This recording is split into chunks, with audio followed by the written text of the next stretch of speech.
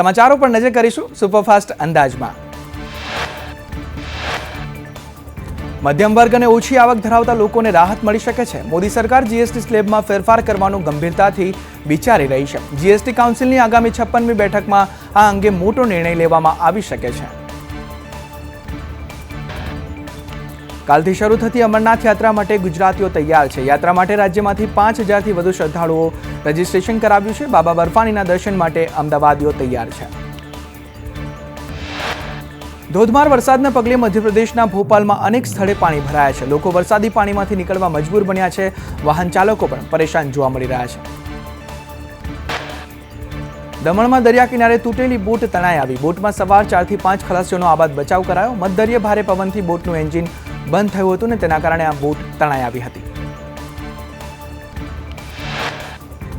સુરતના ઓલપાડમાં વરસાદી માહોલ જામ્યો। ઓલપાડ, કીમ, સાયણમાં વરસાદ ખાબક્યો, સાથે જ સાંધિર સહિતના વિસ્તારોમાં પણ વરસાદી માહોલ જામ્યો છે। સુરતના અડાજણ, પાલ, જહાંગીરપુરામાં વરસાદ જોવા મળ્યો। 4 દિવસ વરસાદની આગાહી કરવામાં આવી છે। રાજકોટના ધોરાજીમાં ધોધમાર વરસાદ વરસ્યો। નીચાણવાળા વિસ્તારોમાં પાણી ભરાયા છે। શહેરની ગલીઓમાં વરસાદી પાણી વહેતા થયા છે।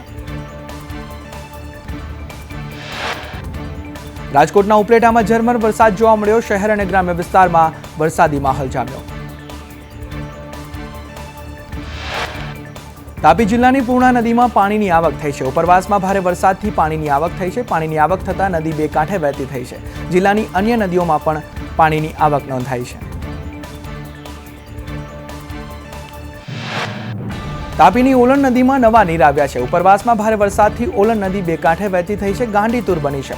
ડાંગ જિલ્લામાં ભારે વરસાદથી પંચોલ આશ્રમ નજીક ઓલણ નદી બે કાંઠે વહેતી થઈ છે। ડાંગ જિલ્લાના ઉપરવાસમાં ભારે વરસાદથી વઘઈ તાલુકામાં નદીઓમાં ભારે પૂરની સ્થિતિ જોવા મળી। ઝાવડા, ડુંગરડા, ભેંસકાતરી, માછડી અને ખાતર ગામની નદીઓ ગાંડીતુર બનતા સ્થાનિકોને હાલાકી।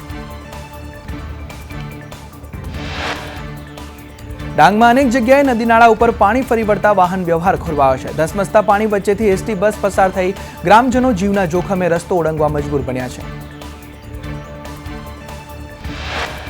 ભરૂચના વાલિયામાં પુલના અભાવે સ્થાનિકોને ભારે પરેશાની। દહેલી ગામમાં નદીના પાણીના પ્રવાહમાંથી અંતિમ યાત્રા કાઢવામાં આવી। કીમ નદીના પાણીમાંથી નનામી લઈ જવા લોકો મજબૂર બન્યા।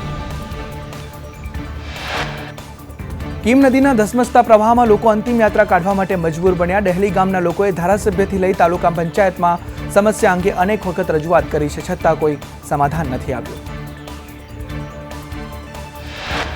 વલસાડ જિલ્લામાં કપરાના ટોકરપાડા અને બોપપાડા ગામમાં લોકોને ચોમાસામાં પારાવાર મુશ્કેલીઓ। લો લેવલનો બ્રિજ પાણીમાં ડૂબી જતા રસ્તો બંધ થતા ગામજનોને હાલાકી વેઠવાનો વારો। વલસાડના કપરાડામાં બ્રિજના અભાવે ગામના લોકો જોખમી રીતે નદી પસાર થવા મજબૂર બન્યા છે। નાની પ્લસની રોહિયાળ જંગલ જવા લોકોને હાલાકી પડી રહી છે। લોકો અવરજવર કરવા માટે ટાયર ટ્યુબના સહારે જોવા મળ્યા। હિંમતનગરમાં નેશનલ હાઈવે પર મોટા ખાડા જોવા મળ્યા। નેશનલ હાઈવે 48નો સર્વિસ રોડ બિસ્માર હાલતમાં છે। સર્વિસ રોડ પર 10 ફૂટ લાંબા અને 1 ફૂટ ઊંડા ખાડા પડ્યા છે। અમદાવાદના ધોળકામાં વરસાદી પાણી ભરાયા। વરસાદ બંધ થયો છતાં પાણી નથી ઓસરી રહ્યા। જલાલપુર વજીફા જવાના માર્ગ પર પાણી ભરાયા છે। છેલ્લા 20 દિવસથી વિસ્તારમાં પાણી ભરાયેલા છે, પાણી નથી ઓસરતા। ધારાસભ્યની સૂચના બાદ પણ તંત્ર નિંદ્રાધીન જોવા મળ્યું। પાણી ભરાતા ધોળકાવાસીઓમાં રોષ ભભૂક્યો છે। ધોળકામાં મૌન રેલી યોજી લોકોએ વિરોધ નોંધાવ્યો। પ્રાંત અધિકારીને આવેદનપત્ર પાઠવી રજૂઆત પણ કરવામાં આવી। અમદાવાદના બાવળામાં વરસાદી પાણીથી હાલાકી સર્જાઈ। ઠેઢાળ ગામમાં વરસાદી પાણીથી ગ્રામજનો મુશ્કેલીમાં મુકાયા છે। ઠેઢાળથી વિરંગામના રસ્તે ઘૂંટણસમાં પાણી ભરાતા હાલાકી સર્જાઈ છે। અમદાવાદમાં કોર્પોરેશનની અધૂરી કામગીરી બની શકે છે જોખમી। ગુરુપુરથી ભુયંગદેવ તરફ જવાનો રોડ જોખમી બન્યો છે। વૈભવ સોસાયટીના રહીશો તંત્રની બેદરકારીથી બેહાલ જોવા મળ્યા। ત્યારે લોકો માટે ઘરની બહાર નીકળવું પણ મુશ્કેલ બન્યું છે। સ્થાનિકોએ કહ્યું કે ટેક્સ ભરીએ પણ સુવિધા આપવામાં તંત્ર ફેલ છે। કોર્પોરેશનના ભ્રષ્ટ અધિકારીઓને ઘર ભેગા કરો। બનાસકાંઠાના ધાનેરામાં સંદેશ ન્યૂઝના અહેવાલની અસર જોવા મળી. રેલવે બ્રિજ પર ખાડાઓનો અહેવાલ રજૂ કરવામાં આવ્યો હતો. સંદેશ ન્યૂઝના અહેવાલ બાદ બ્રિજ પર પેવર બ્લોક નાખવાની કામગીરી કરવામાં આવી. રાજ્યમાં આજે ભારેથી અતિભારે વરસાદની આગાહી. ઉત્તર અને દક્ષિણ ગુજરાતમાં 10 જિલ્લામાં અતિભારે વરસાદની આગાહી કરવામાં આવી છે. આગામી 7 દિવસ ગુજરાતમાં સાર્વત્રિક વરસાદ પડશે. ઉત્તર ગુજરાતમાં બનાસકાંઠા, સાબરકાંઠા, અરવલ્લી અને મહીસાગરમાં અતિભારે વરસાદની આગાહી કરવામાં આવી છે. તો મધ્ય ગુજરાતમાં દાહોદ અને ગાંધીનગરમાં અતિભારે વરસાદની શક્યતાઓ. દક્ષિણ ગુજરાતના 4 જિલ્લામાં અતિભારે વરસાદની આગાહી. નવસારી, વલસાડ, તાપી, ડાંગમાં અતિભારે વરસાદ પડશે. તો સુરત, ભરૂચ અને નર્મદામાં પણ ભારે વરસાદની આગાહી કરવામાં આવી છે. અન્ય જિલ્લાની વાત કરીએ તો અમરેલી, ભાવનગર, અમદાવાદ, પાટણ અને મહેસાણામાં ભારે વરસાદની આગાહી સાથે જ ખેડા, આણંદ, પંચમહાલ, વડોદરા અને છોટાઉદેપુરમાં ભારે વરસાદની સંભાવના. કોંગ્રેસના પૂર્વ સાંસદ વીરજી ઠુમ્મરે રાહુલ ગાંધીને પત્ર લખ્યો છે. પત્ર લખી પાટીદાર નેતાઓની રજૂઆત માટે સમય માંગ્યો છે. મહત્વપૂર્ણ બાબતો અંગે ચર્ચા કરવા માટે સમય માંગ્યો છે. પ્રમુખ પદે પાટીદાર નેતાની નિમણૂક માટે બેઠક પણ યોજવામાં આવી હતી. જાહેર દેવા અંગેના આરબીઆઈના અહેવાલ પર કોંગ્રેસના મનીષ દોશીએ કહ્યું કે જાહેર દેવા અંગેનો આરબીઆઈનો અહેવાલ ચિંતાજનક છે. દેશમાં 45 વર્ષમાં સૌથી ઊંચો બેરોજગારી દર જોવા મળ્યો. જાહેર દેવું 90,000થી વધીને 4.80 લાખ થયું છે. વ્યક્તિની આવકના 25% રકમ દેવું ચૂકવવામાં જાય છે. અચ્છે દિનના વાયદા ફક્ત જાહેરાતો પૂરતા છે. ભાવનગરમાં પાન મસાલાના વેપારીઓને ત્યાં જીએસટીના દરોડા પાડતા દોડધામ મચી ગઈ. હોલસેલ વેપારીઓને ત્યાં જીએસટીએ દરોડા પાડતા ફફડાટ ફેલાયો છે. મોરબીમાં 2 વિદ્યાર્થીનીઓને માનસિક ત્રાસ આપ્યાનો આક્ષેપ કરાયો છે. હળવદ સરસ્વતી શિશુ મંદિર શાળામાં માનસિક ત્રાસથી 2 વિદ્યાર્થીની ફોઈના ઘરે જતી રહી. બંને વિદ્યાર્થીની ધોરણ 7 અને ધોરણ 8માં અભ્યાસ કરે છે. 2 વિદ્યાર્થીની શાળામાંથી નીકળી જતા સુરક્ષા સામે સવાલો ઉભા થયા છે. સમગ્ર મામલે શાળા ટ્રસ્ટીએ લૂલો બચાવ કરતા કહ્યું કે પોતાની મરજીથી શાળા છોડીને ગયા છે. કોઈ માનસિક ત્રાસ નથી આપવામાં આવ્યો. વલસાડની અતુલ ગ્રામ પંચાયત વિવાદમાં આવી છે. સરપંચે ડેપ્યુટી સરપંચ પર ગેરરીતિના આક્ષેપ કર્યા છે. પંચાયતના ચેક પર ખોટી સહી કરવાના આક્ષેપ લગાવ્યા છે અને તલાટીને જાણ થયા બાદ સહીમાં સુધારો કર્યાનો પણ આક્ષેપ કરાયો છે. સચિવાલય સંકુલમાં રિઝ્યુબેબલ ગ્લાસ બોટલિંગ પ્લાન્ટનું ઉદ્ઘાટન થયું. સીએમ ભૂપેન્દ્ર પટેલના હસ્તે બોટલિંગ પ્લાન્ટનું ઉદ્ઘાટન કરવામાં આવ્યું છે. સખીનીર મિનરલ વોટર બોટલ પ્લાન્ટની સ્થાપના પણ કરવામાં આવી છે.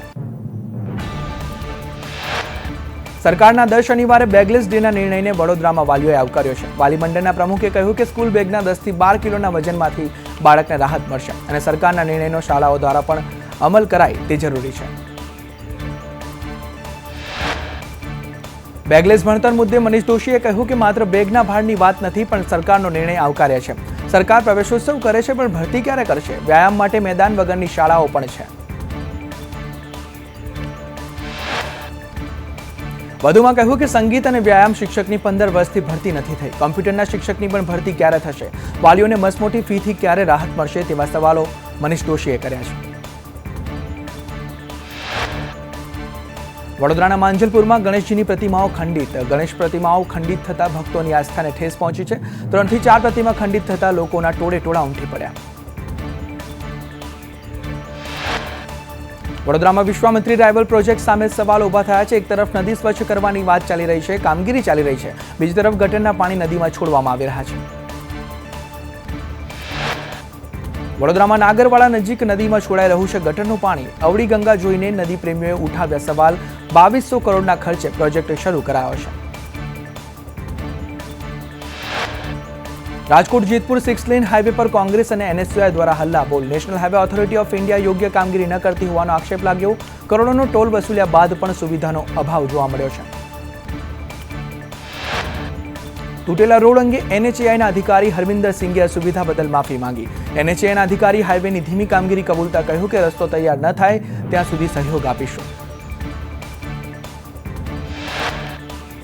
ભાવનગરના તળાજામાં રત્ન કલાકારને આયકર વિભાગની 25 કરોડ અને ખેત મજૂરને 7 કરોડની નોટિસ. 2021-22માં અને 2022-23માં કરોડોનું ટ્રાન્ઝેક્શન કર્યું હોવાની નોટિસ આપવામાં આવી. તળાજામાં રત્ન કલાકાર અને ખેત મજૂરને નામે બોગસ બિલિંગ થયા હોવાની આયકર વિભાગની માહિતી. પાન કાર્ડ અને આધાર કાર્ડ મેળવી બોગસ બિલો બનાવ્યા હોવાની નોટિસ આપવામાં આવી છે.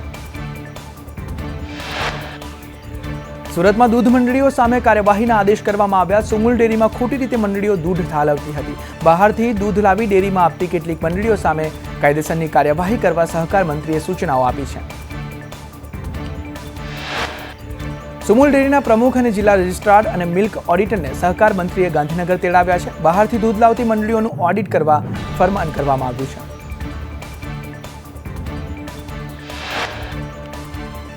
સુરત શહેરમાં ખાડીપુરને લઈ કિરણ હોસ્પિટલના ચેરમેનની સીએમને રજૂઆત. મથુર સામાણીએ ખાડીપુર નિવારણ માટે રજૂઆત કરી છે.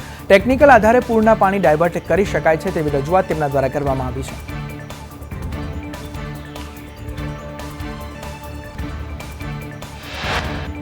રાજ્યના વધુ એક ધાર્મિક સ્થળને વિકસિત કરવાનું આયોજન. જસદણ પાસે આવેલા ઘેલા સોમનાથ મંદિરનું નવીનીકરણ કરવામાં આવશે. 10 કરોડના ખર્ચે મંદિર પરિસરનું નવીનીકરણ કરવાનું આયોજન કરવામાં આવ્યું છે.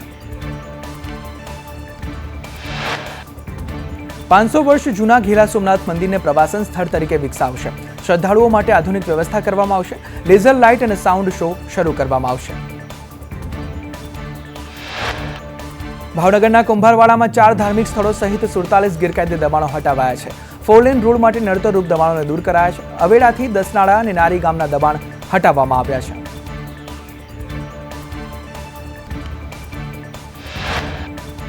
ક્ષત્રિય આગેવાન પીટી જાડેજા ફરી વિવાદમાં આવ્યા છે. રાજકોટના અમરનાથ મંદિરમાં આરતી નહીં કરવા ધમકી આપી છે. જાડેજાએ મંદિરની બહાર લગાવેલા બેનર ફાડી નાખ્યા.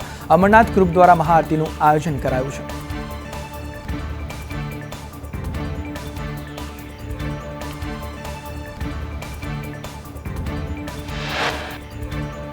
રાજકોટમાં મંદિર વિવાદમાં પીટી જાડેજાના પુત્ર અક્ષયસિંહના આક્ષેપ સામે આવ્યા છે. કહ્યું, અમરનાથ ગ્રુપ મંદિર પર કબજો કરવા માંગે છે. મંદિરના પૂજારી અને પરિવારને ધમકી આપે છે. મંદિરમાં કબજો મેળવવા માટે આ બધું થઈ રહ્યું હોવાના આક્ષેપ કરવામાં આવ્યા છે. સુરતમાં પાણી અને ઋતુજન્ય રોગચાળો વકર્યો છે. રોગચાળાને લઈ જૂનમાં 8 લોકોના મોત નીપજ્યા. મેલેરિયા ડેન્ગ્યુના કેસમાં સતત વધારો થઈ રહ્યો છે. જૂનમાં ઝાડા ઉલટીના 450 કેસ અને મેલેરિયાના 29 કેસ નોંધાયા છે. વડોદરાના કરજણમાં 7 વીજપોલ ધરાશાયી થયા. કમરડી ગામે નવા નાખેલા વીજપોલ ધરાશાયી થયા. ખેતર નિકાસ પાસે નાખેલ વીજપોલ ધરાશાયી થઈ પડ્યા. અમદાવાદના માણેક ચોકમાં 2 વાહનોમાં આગ ભભૂકી ઉઠી. ફાયર બ્રિગેડે આગ પર કાબુ મેળવ્યો. આગની ઘટનામાં સદનસીબે કોઈ જાનહાનિ નહીં.